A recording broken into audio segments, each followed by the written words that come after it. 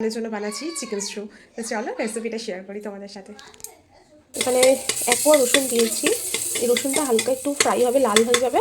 তারপরে যা ভেজিস রয়েছে সেগুলো দেবো আমি। ভেজিসের মধ্যে নিয়েছি আলু, পেঁয়াজ আর ক্যাপসিকাম, সেটা দিয়ে দেবো। দিয়ে এবারে এগুলোকে আমি ফ্রাই করবো। আর আমি প্রেসারে দিয়েছিলাম একটু বাটার। আমি এটা পুরো বাটারে করি। এখন একটু চেষ্টা করছি যে বাটারটাকে আর কি যাতে নিতে পারে সেভাবে আর কি খাওয়ানোর। একটু স্বাদ মতন একেবারে দিয়ে দেবো নুন। যেহেতু 1 বছর হয়ে গেছে ওর এখন, তো আমি একটু নুনটা দিই ওকে। এবারে সব ভেজিসগুলোকে ফ্রাই করবো। যেহেতু চিকেন স্টু, তো আমি খুব বেশি কড়া করে একদম ফ্রাই করি না, মানে হেলদি ব্যাপারটা অতটাও থাকে না। সব ভেজিস দিয়ে ফ্রাই করেছি, ঠিক আছে। এবারে আমি এর মধ্যে চিকেনটা দিয়ে দেবো। তো এখানে দুটো লেগ রয়েছে, মাংসটা কম আছে, কারণ ডাক্তার বলেছে ওকে যে পুরো যখন দাঁত উঠে যাবে তখন থেকে ওকে সলিড দিতে। তো এর মধ্যে অল্প মাংস রয়েছে বলে তাই জন্য আমি হাড় আর মাংসটা দিয়ে, যেটা মেলানো থাকে আর কি পাটা এইরকম, এটাই আর কি ওকে দিই। চিকেনটা দিয়ে একটু ফ্রাই করবো ভালো করে,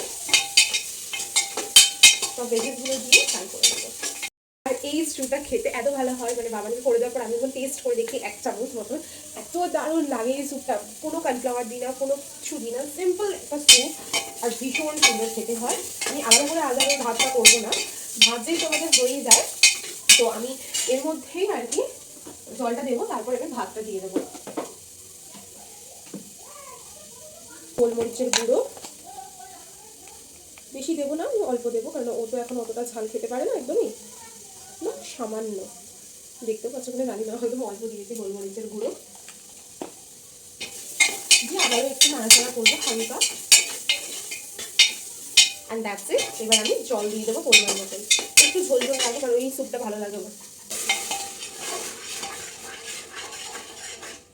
আর কি। ভাত ওকে খাওয়াবো এখন, তো আমি আলাদা করে আর ভাতটা কুক করবো না।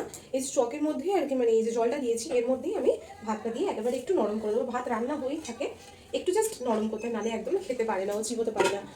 তো আমি এবারে লিডটা আটকে দেবো। 5টা 6টা সিটি পড়বে আর আমার রান্না